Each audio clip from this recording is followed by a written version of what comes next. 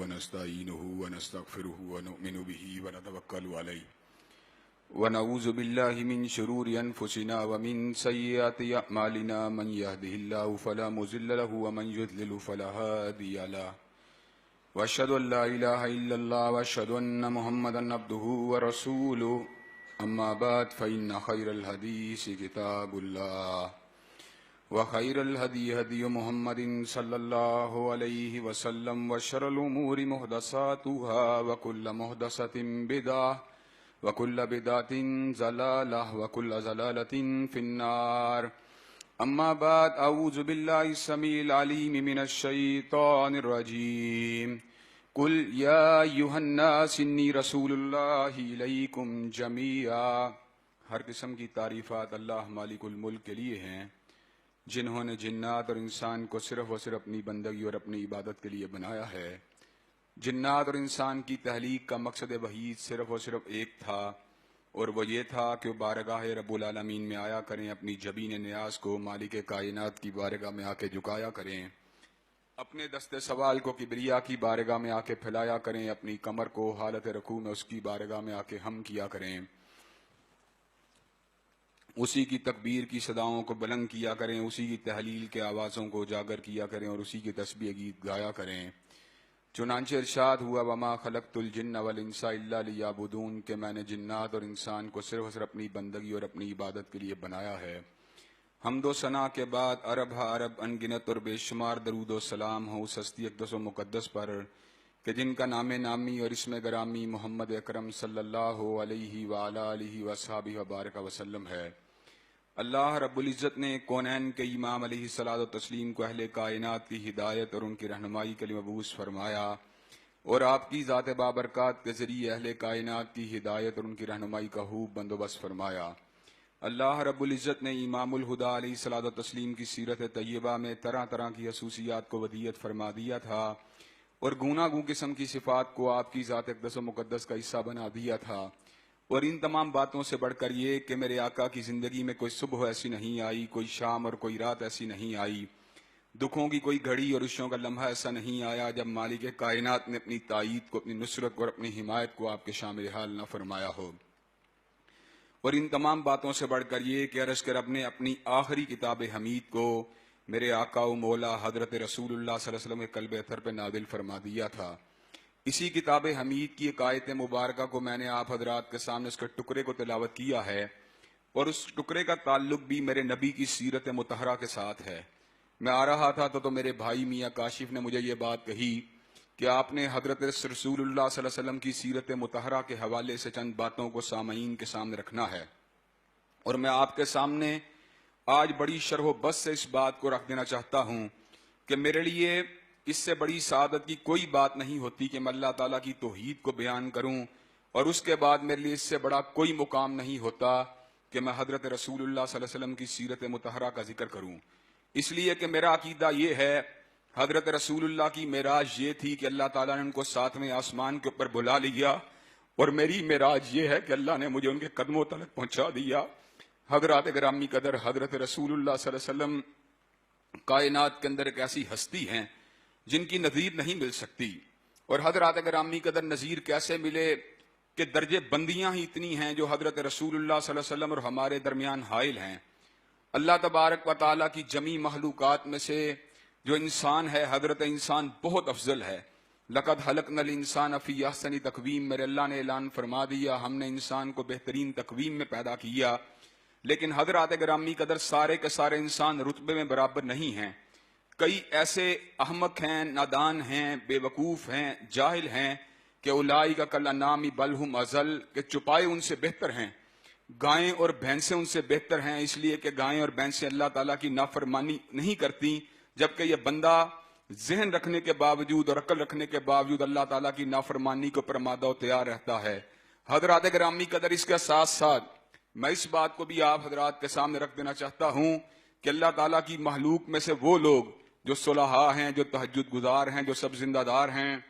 جو افضل ہیں، وہ بلند و بالا ہیں، لیکن حضرات گرامی قدر صالح جو آدمی ہے وہ شہید کی عظمت کا مقابلہ نہیں کر سکتا. اس لیے کہ صالح آدمی نے اللہ تعالیٰ کی گواہی اپنی زبان سے دی ہے، جبکہ شہید نے اپنی گردن کو کٹوا کے اللہ تعالیٰ کی توحید کی شہادت دی ہے۔ شہید جو ہے بہت اعلیٰ ہے، لیکن صدیق کی عظمت کا مقابلہ نہیں کر سکتا، اس لیے کہ صدیق وہ ہے جس کو اللہ نے صدیق کہا ہے، بلدی جا بالصدق وصدق بہ اولئک هم المتقون۔ میرے اللہ تعالیٰ کہتے ہیں کہ حضرت رسول اللہ صلی اللہ علیہ وسلم بھی سچے تھے، لیکن ابو بکر صدیق کا کیا مقام ہے کہ اس نے سچائی کی تصدیق کی، اور اس انداز میں تصدیق کی جیسے تصدیق کرنے کا حق ہوتا ہے۔ ابو جہل کے ذہن کے اندر یہ بات موجود تھی کہ شاید حضرت ابو بکر صدیق رضی اللہ تعالیٰ عنہ سفر معراج کی رودات کو سن کے لڑکھڑا جائیں گے۔ جس وقت آیا آپ کے پاس ابو جہل اور آپ کو یہ بات کہی کہ کیا کوئی بندہ ایک دن میں بیت المقدس میں جا سکتا ہے، تو سیدنا صدیق نے اس کا انکار تجربے کی روشنی میں کیا، اپنے فہم اپنی فراست کی روشنی میں کیا۔ جس وقت حضرت ابو بکر صدیق اپنی بات پہ پکے ہو گئے تو ابو جہل نے ایسے عالم میں یہ بات کہی، پھر جس کو تم رسول اور نبی مانتے ہو اس نے اس سے بھی بڑی بات کہی ہے کہ میں ساتوں آسمانوں کی سیر کر کے آیا ہوں۔ کہا کیا میرے نبی نے یہ بات کہی ہے؟ کہا ہاں تمہارے نبی نے یہ بات کہی ہے۔ کہا جو اللہ اس کے پاس ہر روز جبریل کو بھیجتا ہے، اگر اللہ نے ایک دن اس کو اپنے پاس بلا لیا اس میں کون سی حیرت والی بات ہے؟ حضرات گرامی قدر صدیق کا مقام بہت اعلیٰ ہوتا ہے، اس لیے کہ اللہ تعالیٰ اس کو صدیق کہتے ہیں۔ حضرات گرامی قدر لیکن میں ساتھ ہی ساتھ اس بات کو بھی بیان کر دینا چاہتا ہوں کہ صدیق جو ہوتا ہے اپنے مقام بلند کے باوجود کسی نبی اللہ کی عظمت کا مقابلہ نہیں کر سکتا، اس لیے کہ نبی اللہ وہ ہوتا ہے جو عام انسانوں کے ساتھ کلام نہیں کرتا، بلکہ اس کا کلام براہ راست اللہ تبارک و تعالیٰ کی ذات سے ہوتا ہے۔ حضرات گرامی قدر صدیق نے کلام کیا، انسانوں سے کلام کیا، صالح نے کلام کیا، انسانوں سے کلام کیا، شہید نے کلام کیا، انسانوں سے کلام کیا۔ ہم نے علم کو حاصل کیا، علامہ شہید سے حاصل کیا، علامہ شہید نے علم کو حاصل کیا، حضرت حافظ محمد گوندلوی سے حاصل کیا، انہوں نے علم کو حاصل کیا، حافظ عبد المنان بدیر آبادی سے حاصل کیا، انہوں نے علم کو حاصل کیا، سید نذیر حسین محدث دہلوی سے حاصل کیا، انہوں نے علم کو حاصل کیا، حضرت شاہ اسحاق سے حاصل کیا، انہوں نے علم کو حاصل کیا، حضرت شاہ عبدالعزیز سے حاصل کیا، انہوں نے علم کو حاصل کیا، حضرت شاہ ولی اللہ سے حاصل کیا۔ بات بڑھتی بڑھتی حضرت امام بخاری تک پہنچی، حضرت امام بخاری نے علم کو حاصل کیا، احمد ابن حنبل سے حاصل کیا، احمد ابن حنبل نے علم کو حاصل کیا، امام زہری سے حاصل کیا، امام زہری نے علم کو حاصل کیا، حضرت سالم سے حاصل کیا، حضرت سالم نے علم کو حاصل کیا، حضرت عبداللہ ابن عمر سے حاصل کیا، انہوں نے علم کو حاصل کیا، حضرت رسول اللہ سے حاصل کیا۔ لیکن جب حضرت رسول اللہ کی باری آئی، حضرت رسول اللہ نے علم کو حاصل کیا، نہ مکتب سے حاصل کیا، نہ مدرسے سے حاصل کیا، نہ کالج سے حاصل کیا، نہ یونیورسٹی سے حاصل کیا، نہ علماء سے حاصل کیا، نہ شیوخ الحدیث سے حاصل کیا۔ میرے نبی نے علم کو حاصل کیا، علی کل شیء قدیر سے حاصل کیا، وحدہ لا شریک سے حاصل کیا، علام الغیوب سے حاصل کیا، فعال لما یرید سے حاصل کیا، ان بطش ربک لشدید سے حاصل کیا، انہ علی کل شیء قدیر سے حاصل کیا۔ جس طرح میرے اللہ تعالیٰ کا علم غلطی سے پاک ہے، اسی طرح حضرت رسول اللہ کا علم بھی غلطی سے پاک ہے۔ حضرات گرامی قدر یہ شان ہے نبوت کی کہ نبی عام آدمی نہیں ہوتا، بلکہ نبی جو ہوتا ہے وہ اللہ تعالیٰ کے ساتھ کلام کرتا ہے۔ حضرات گرامی قدر چودھریوں سے کلام کرنے والے اپنے آپ کو خوش نصیب سمجھتے ہیں کہ ہم نے چودھری سے لینڈ لارڈ سے کلام کیا ہے۔ حضرات چودھریوں اور لینڈ لارڈوں کی حیثیت کیا ہے جو میرے اللہ تعالیٰ کے اشارہ ابرو کے پر، میرے اللہ تعالیٰ کے اشارہ کن کے ساتھ، اشارہ ابرو کے ساتھ نہیں، اس لیے کہ اللہ تعالیٰ کی ذات مثال سے پاک ہے، اللہ تعالیٰ کی ذات جو ہے تشبہ سے پاک ہے، اللہ تعالیٰ کی ذات جو ہے تمثیل سے پاک ہے۔ اللہ تعالیٰ کے کلمہ کن کے مقابلے کے اوپر یہ سارے چودھری، لینڈ لارڈ، سردار، حاکم، بادشاہ، ان کی ٹیڑی پیسے کے برابر بھی کوئی حیثیت نہیں ہے۔ حضرات گرامی قدر اب ذرا اگلی بات کے پر غور کیجئے۔ صدیقین اپنے مقام بلند کے باوجود کسی نبی اللہ کی عظمت کا مقابلہ نہیں کر سکتے، لیکن نبی اللہ اپنے مقام بلند کے باوجود ان صاحب شریعت رسولوں کی عظمت کا مقابلہ نہیں کر سکتے جن کی تعداد 310، 313 یا 315 تھی، جن کے پر اللہ تعالیٰ نے اپنی کتاب کا نزول فرما دیا، اپنی وحی کا نزول فرما دیا۔ حضرات گرامی قدر رسول اللہ کی یہ جماعت 1,00,000 سے زیادہ انبیاء کے اندر بلند و بالا ہے، ممتاز ہے اور لا مثیل لہ ہے، لیکن حضرات گرامی قدر یہ 313 رسول بھی ایک پلے کے لوگ نہیں ہیں، ہم سے تو اتنے بلند ہیں اتنے بلند ہیں، اتنے بلند ہیں، اتنے بلند ہیں کہ اللہ کی قسم ہے ان کی جوتیوں سے اٹھنے والی دھول کا مقابلہ بھی آج کے دور کا کوئی بڑے سے بڑا عالم و ولی کامل بھی نہیں کر سکتا۔ لیکن حضرات گرامی قدر، میں یہ بات آپ حضرات کے سامنے رکھنا چاہتا ہوں کہ جو اللہ نے بات کہی ہے، یہ میں اپنی طرف سے نہیں کہہ رہا۔ تلک الرسل فضلنا بعضهم علی بعض، بعض رسول بعضوں کے مقابلے کے اوپر افضل ہیں، اعلیٰ ہیں، بلند و بالا ہیں۔ ان رسول اللہ میں سے 5 ہستیاں ایسی ہیں جنہوں نے اپنے عزم کے ساتھ چٹانوں کو ماند کر دیا، جنہوں نے اپنے حوصلے، ہمت اور صبر کے ساتھ اللہ تعالیٰ کی رضا کو حاصل کیا، حتیٰ کہ اللہ تعالیٰ نے ان کو یہ سرٹیفکیٹ جاری فرما دیا کہ اللہ تعالیٰ نے اپنے نبی پاک حضرت رسول اللہ صلی اللہ علیہ وسلم کو مخاطب ہو کر اس امر کا اعلان فرما دیا کہ فاصبر کما صبر اولو العزم من الرسل، کہ اے نبی پاک حضرت رسول اللہ صلی اللہ علیہ وسلم آپ کو بھی ویسے صبر کرنا چاہیے جیسے اولو العزم رسول صبر کرتے رہے۔ حضرات گرامی قدر، سیدنا نوح اپنے صبر کے لحاظ سے، سیدنا ابراہیم اپنے صبر کے لحاظ سے، سیدنا موسیٰ، سیدنا عیسیٰ اپنے صبر کے لحاظ سے آہنی چٹانیں ہیں، لوہے کی دیواریں ہیں، سیسا پلائی ہوئی دیواریں ہیں۔ اللہ کی قسم ہے ان نبیوں کے فولاد جیسے ارادوں کا مقابلہ فولاد کی چادر بھی نہیں کر سکتی۔ جو رکے تو کوہ گراں تھے ہم، جو چلے تو جہاں سے گزر گئے، رہے یار ہم نے قدم قدم تجھے یادگار بنا دیا۔ لیکن حضرات گرامی قدر، میں آپ کے سامنے اس بات کو علی وجہ البصیرت اپنے ذہن کی اتھا گہرائیوں کے ساتھ اور اپنے دل و دماغ کی ہم آہنگی کے ساتھ اور اپنے سوچ و فکر کے ارتکاز کے ساتھ اس بات کو علی وجہ البصیرت آپ کے سامنے بیان کر دینا چاہتا ہوں۔ جب میرے نبی کی بات آتی ہے، جب مصطفیٰ کی بات آتی ہے، جب مجتبیٰ کی بات آتی ہے، جب چادر کو اوڑھنے والے مدثر کی بات آتی ہے، جب کمبل کو اوڑھنے والے مزمل کی بات آتی ہے، کس کی بات؟ کہ اللہ تعالیٰ کی قسم ہے بشارت دینے والے تو آئیں گے، لیکن کوئی بشارت دینے والا بھی سیدنا بشیر کی عظمت کا مقابلہ نہیں کر سکتا، اور ڈرانے والے تو آئیں گے لیکن کوئی ڈرانے والا بھی سیدنا نذیر کی عظمت کا مقابلہ نہیں کر سکتا، اور مسافر تو آئیں گے لیکن کوئی مسافر بھی معراج کے مسافر کی عظمت کا مقابلہ نہیں کر سکتا، اور جاگیروں کے والی تو آئیں گے لیکن کوئی جاگیروں کا والی بھی والی بطحا کی عظمت کا مقابلہ نہیں کر سکتا، اور خزانوں کے مالک تو آئیں گے لیکن کوئی خزانوں کا مالک بھی بحرین کے حسینہ دار کی عظمت کا مقابلہ نہیں کر سکتا، اور باپ تو آئیں گے لیکن کوئی باپ بھی فاطمہ کے بابا کی عظمت کا مقابلہ نہیں کر سکتا، اور بیٹے تو آئیں گے لیکن کوئی بیٹا بھی آمنہ کے لہتے جگر کی عظمت کا مقابلہ نہیں کر سکتا، اور بھائی تو آئیں گے لیکن کوئی بھائی بھی شیما کے بھیا کی عظمت کا مقابلہ نہیں کر سکتا، اور امام تو آئیں گے لیکن کوئی امام بھی آدم و ابراہیم کے امام کی عظمت کا مقابلہ نہیں کر سکتا، اور مصلی امامت پہ کھڑے ہونے والے تو آئیں گے لیکن مسجد اقصی شریف کے اندر 1,00,000 سے زیادہ نبیوں کی امامت کو کروانے والے کوئی امام کا مقابلہ نہیں کر سکتا، اور جام کو پلانے والے تو آئیں گے لیکن کوئی جام کو پلانے والا ساقی کوثر کی عظمت کا مقابلہ نہیں کر سکتا، اور سفارش کرنے والے تو آئیں گے لیکن کوئی سفارش کرنے والا شفیع المذنبین کی شفاعت کا مقابلہ نہیں کر سکتا۔ حضرات گرامی قدر، جب میرے اس نبی کی بات آتی ہے تو پھر آدم کی انابت ایک طرف رہ جاتی ہے، پھر نوح کی استقامت ایک طرف رہ جاتی ہے، پھر موسیٰ کے کلام جو ہے ایک طرف رہ جاتا ہے، پھر روح اللہ کا دم جو ہے وہ ایک طرف رہ جاتا ہے، پھر اس بات کو علی وجہ البصیرت کہنا پڑتا ہے۔ حسن یوسف دم عیسیٰ ید بیضہ داری، آنچے خوباں ہما دارن تو تنہا داری، کہ آقا تجھے کیا کہا جائے، تو یوسف کا حسن لے کے آیا، تو عیسیٰ کا دم لے کے آیا، تو موسیٰ کا ید لے کے آیا، تو آدم کی انابت کو لے کے آیا، تو نوح کی استقامت کو لے کے آیا، تو یوسف کے حسن کو لے کے آیا، تو عیسیٰ کے دم کو لے کے آیا۔ یوں محسوس ہوتا تھا کہ اللہ نے سارے نبیوں کے خصائص کو تیری ذات میں جمع کر دیا ہے۔ حضرات گرامی قدر، جب میرے اس نبی کے مقام کی بات آتی ہے تو پھر پتہ کیا کہنا پڑتا ہے کہ ساری کائنات کے صلحاء ایک طرف ہوں،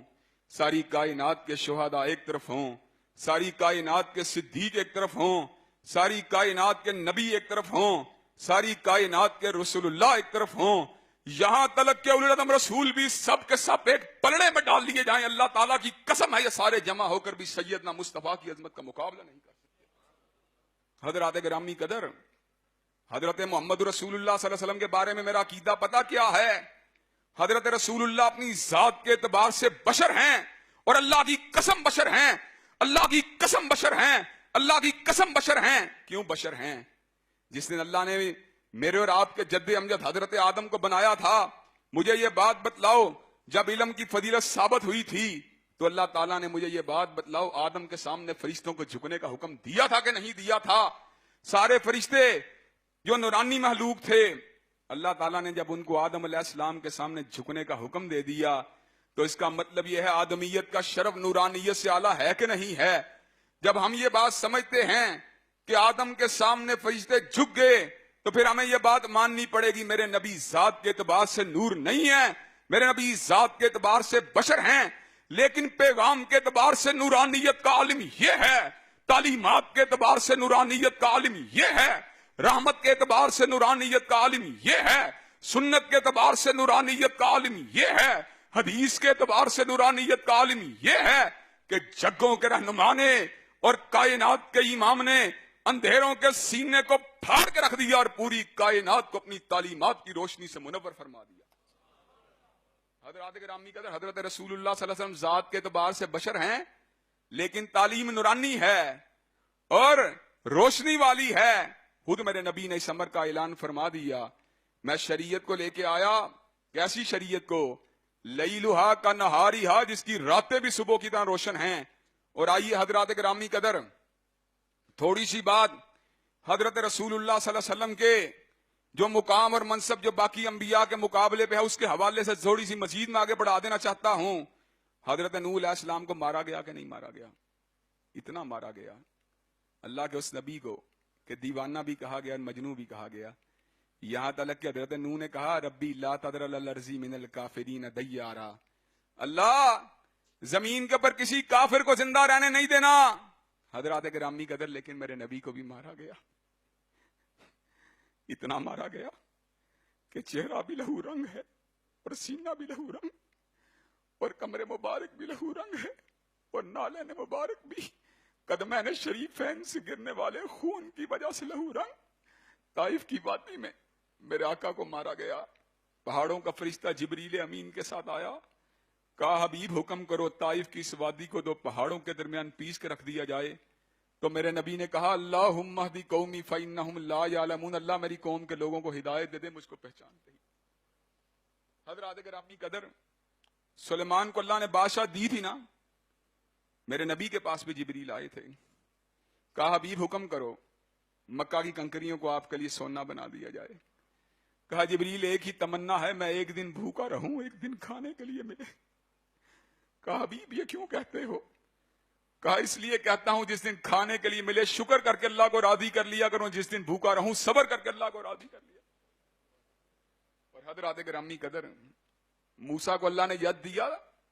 کیسا ید دیا؟ عصا دیا، کیسا عصا دیا؟ قوم موسیٰ کے لوگ پیاسے تھے،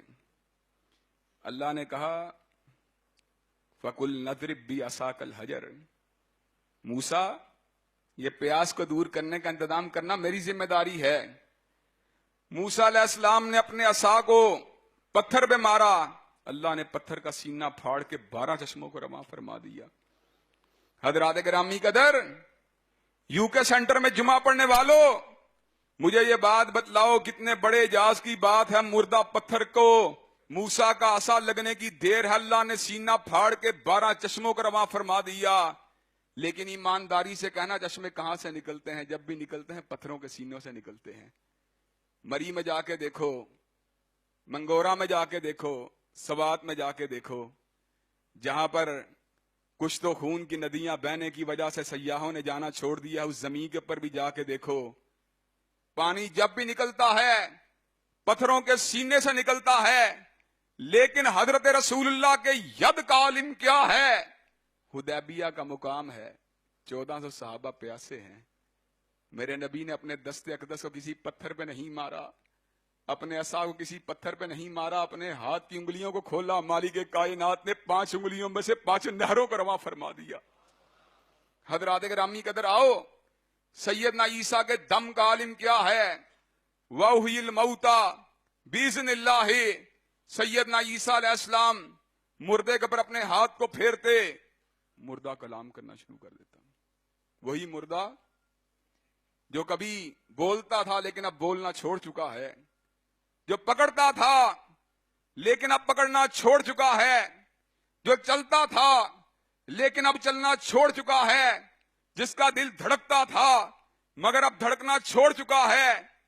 سیدنا عیسیٰ کا ہاتھ لگا, اللہ نے اس کو دوبارہ زندہ کر دیا. کتنے بڑے دم کی بات ہے. لیکن حضرات گرامی قدر, میرے نبی کے دم کا عالم پتہ کیا ہے؟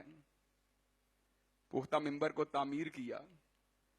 کھجور کے تنے کے ساتھ ٹیک لگا کے خطبہ دیا کرتے تھے. بخاری شریف کی حدیث ہے,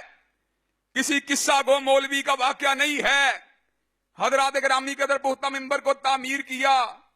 استوانا کے درخت نے حضرت رسول اللہ کی یاد کے اندر رونا شروع کر دیا. حضرت رسول اللہ پاس آتے ہیں, اس کو تھپتھپاتے ہیں, سینے کے ساتھ لگاتے ہیں. کھجور کے تنے نے رونا بند کر دیا. آؤ دنیا عیسائیت سے تعلق رکھنے والے پادریوں, سیدنا روح اللہ نے اس کو زندہ کر دیا جس میں زندگی کی حرارت موجود تھی, لیکن سیدنا رسول اللہ نے اللہ کے حکم سے اس کو زندہ کر دیا جس میں زندگی کی حرارت بھی موجود نہیں تھی. حضرات گرامی قدر, مجھے پھر یہ بات بتلاؤ, کوئی صالح, کوئی شہید, کوئی متقی, کوئی فقیہ, کوئی عالم, کوئی محدث میں حضرت رسول اللہ کی عظمت کا مقابلہ کر سکتا ہے؟ جب رسول اس کی عظمت کا مقابلہ نہیں کر سکتے, جب نبی اللہ اس کی عظمت کا مقابلہ نہیں کر سکتے, جب رسول اللہ اس کی عظمت کا مقابلہ نہیں کر سکتے, تو اللہ تعالیٰ کی قسم ہے دنیا کا کوئی امام اور عالم بھی اس کی عظمت کا مقابلہ نہیں کر سکتا. حضرات گرامی قدر, چلتے چلاتے بات آئی ہے تو کہہ دینا چاہتا ہوں. حضرت عمر فاروق رضی اللہ تعالیٰ عنہ نے جب توریت کے نسخے کو پکڑا تھا, کیا کہہ کے پکڑا تھا کہ اللہ تعالیٰ نے آپ پہ کلام اللہ کو نازل کیا, حضرت موسیٰ کے اوپر توریت کو نازل کیا, اس کو بھی پڑھا کریں گے, اس سے بھی رہنمائی حاصل کیا کریں گے. تو وہی چہرہ جو ہمیشہ سراپا تبسم ہوا کرتا تھا اور صحابہ کے لیے جس کے اوپر ہمیشہ رحمت ہوا کرتی تھی, اس چہرے کے اوپر, پیشانی کے اوپر شکنیں پڑ جاتی ہیں. حضرت صدیق نے کہا, عمر تیری ماں تجھے گم پائے, حضرت رسول اللہ کے چہرے کو نہیں دیکھتا؟ حضرت رسول اللہ صلی اللہ علیہ وسلم کے چہرے کو دیکھا, کہا کہ کیا ہوا؟ کہا لو کانا موسیٰ حیًّا لما وسعہ الاتباعی. اور سن لے عمر, تو توریت کی بات کرتا ہے,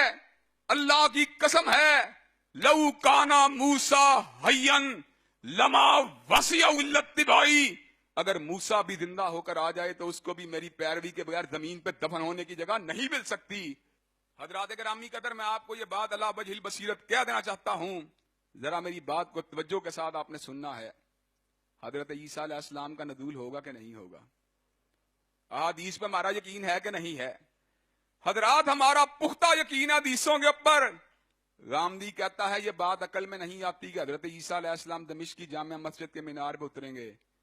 اور میں یہ بات علی وجہ البصیرت کہتا ہوں. جب کلام اللہ میں یہ بات آتی ہے کہ اللہ نے عیسیٰ کو بن باپ کے پیدا کیا, کیا یہ بات عقل میں آتی ہے؟ یہ بات بھی عقل میں نہیں آتی. لیکن جب میرے اللہ نے کہہ دیا, ہم نے اس بات کو مان لیا. غامدی صاحب, جو پروردگار عالم عیسیٰ کو بن باپ کے پیدا کر سکتا ہے, جو پروردگار عالم عیسیٰ کو مریم کی گود کے اندر قوت گویائی دے سکتا ہے, جو پروردگار عالم عیسیٰ کو زندہ آسمانوں پہ اٹھا سکتا ہے, وہی اللہ دمشق کی جامع مسجد کے مینار کے اوپر بھی سیدنا عیسیٰ کو اتار سکتا ہے. حضرات گرامی قدر, سیدنا عیسیٰ علیہ السلام کائنات میں آئیں گے نا. حضرات جب نماز کا وقت آئے گا کیا ہوگا؟ حضرت امام محمد ابن عبداللہ المہدی کو کہیں گے تم مصلی امامت پہ کھڑے ہو جاؤ, اس لیے کہ رسول اللہ کے ہوتے ہوئے میری امامت نہیں چل سکتی. حضرات یو کے سینٹر کے توسط سے عقیدہ رسالت کی تطہیر کی دعوت دے دینا چاہتا ہوں. جس طرح حضرت رسول اللہ کی شان اعلیٰ ہے, جس طرح حضرت رسول اللہ کا مقام اعلیٰ ہے, جس طرح حضرت رسول اللہ کی بات اعلیٰ ہے, جس طرح حضرت رسول اللہ کی عظمت اعلیٰ ہے, جس طرح حضرت رسول اللہ کی رفعت اعلیٰ ہے, اسی طرح حضرت رسول اللہ کی بات بھی اعلیٰ ہے, حضرت رسول اللہ کی حدیث بھی اعلیٰ ہے, حضرت رسول اللہ کی سنت بھی اعلیٰ ہے, حضرت رسول اللہ کی آئین بھی اعلیٰ ہے, حضرت رسول اللہ کا قانون بھی اعلیٰ ہے, حضرت رسول اللہ کا نظام بھی اعلیٰ ہے. نبی کی حدیث کے ہوتے ہوئے حضرت امام ابو حنیفہ رحمت اللہ علیہ, حضرت امام احمد ابن حنبل رحمت اللہ علیہ, حضرت امام مالک رحمت اللہ علیہ, حضرت امام شافعی رحمت اللہ علیہ کا فتویٰ نہیں چل سکتا, اس لیے کہ سیشن کورٹ کا فیصلہ, ہائی کورٹ کا فیصلہ, सुप्रीम कोर्ट के चीफ जस्टिस के वर्डिक्ट के सामने नहीं चल सकता। हजरात ग्रामी कदर, मेरे फैसले के सामने सैयदना अबू हनीफा का फैसला चल सकता है, अल्लामा शहीद के फैसले के सामने हजरत इमाम अबू हनीफा का फतवा चल सकता है, हजरत हाफिज मोहम्मद के फैसले के सामने हजरत इमाम अबू हनीफा का फतवा चल सकता है, लेकिन रसूलुल्लाह के फैसले के सामने नहीं चल सकता। हजरात, ये तो बात उनकी हदीस की है। और एक बात निजाम की भी कह देना चाहता हूं, जिस तरह हजरत रसूलुल्लाह सल्लल्लाहु अलैहि वसल्लम की हदीस के सामने इमाम अबू हनीफा रहमतुल्लाह अलैह का फतवा नहीं चल सकता, इसी तरह हमें यह बात कहने के अंदर भी किसी किस्म की कोई बात नहीं है कि मेरे रसूल का निजाम कायनात के हर निजाम से आला है, मेरे रसूल का दस्तूर हर कायनात के दस्तूर से आला है। और यूके सेंटर वालों, मियां काशिफ साहब और आपके साथियों, मैं आपके सामने मुअद्दबाना दस्त बस्ता ये बात अर्ज करूंगा, मस्जिद में रसूलुल्लाह की इमामत को मानना यह भी वजह इफ्तिखार है, यह भी वजह एजाज है, लेकिन अल्लाह ताला की कसम है रसूलुल्लाह की इमामत सिर्फ मस्जिद के लिए नहीं आई, रसूलुल्लाह बाजार में भी इमाम हैं, रसूलुल्लाह कारोबार में भी इमाम हैं, रसूलुल्लाह हुलिये के भी इमाम हैं, सिकाफत के भी इमाम हैं, तहजीब के भी इमाम हैं, तमद्दुन के भी इमाम हैं, हुलिये के भी इमाम हैं, लिबास के भी इमाम हैं, आईन के भी इमाम हैं, कानून के भी इमाम हैं, रियासत के भी इमाम हैं, सियासत के भी इमाम हैं। और अल्लाह ताला के फजल करम से मुझ गुनाहगार को अल्लामा शहीद के बाद अल्लाह ने ये एजाज दिया है, कोई नवाज शरीफ की चाकरी करने वाला, कोई इमरान खान की नौकरी करने वाला, कोई जरदारी की तरफ बुलाने वाला, लेकिन अल्लाह ताला के फजल करम से जिस तरह फिका के मुकाबले पे मैंने हदीस की अजमत के झंडे को उठाया है, इसी तरह बातिल निजामों के मुकाबले पे मैंने ये बात अला वजहिल बसीरत कही है। कोई मियां साहब का जे अल्लाह है, कोई खान साहब का जे अल्लाह है, कोई जरदारी का जे अल्लाह है, लेकिन मैं जे अल्लाह हूं, कायनात के इमाम का जे अल्लाह हूं, मैं मत वाला हूं, कायनात के इमाम के निजाम का मत वाला हूं। अल्लाह ताला की कसम है, मैं ना नवाज शरीफ के निजाम की बात करने वाला, ना जरदारी के निजाम की दावत देने वाला, ना इमरान खान के निजाम की दावत देने वाला। मैं जब भी बात करूंगा काली कमली वाले के निजाम की बात करूंगा, काली कमली वाले के दस्तूर की बात। हजरत ग्रामी कदर, मुझे ये बात बतलाइए, हदीस पाक की अजमत के साथ साथ हजरत रसूलुल्लाह के निजाम की अजमत की बात होनी चाहिए कि नहीं होनी चाहिए? हजरत ग्रामी कदर, रसूलुल्लाह सल्लल्लाहु अलैहि वसल्लम का निजाम इंशाअल्लाह इस मुल्क का आईन बनेगा, कानून बनेगा, और अल्लाह ताला के फजल करम से हम अपने सीनों को हदीस के नूर से मुनव्वर करेंगे। वाखिरु दावाना अनिल हम्दुलिल्लाहि रब्बिल आलमीन। Allahu Allahu Allahu Allah Allah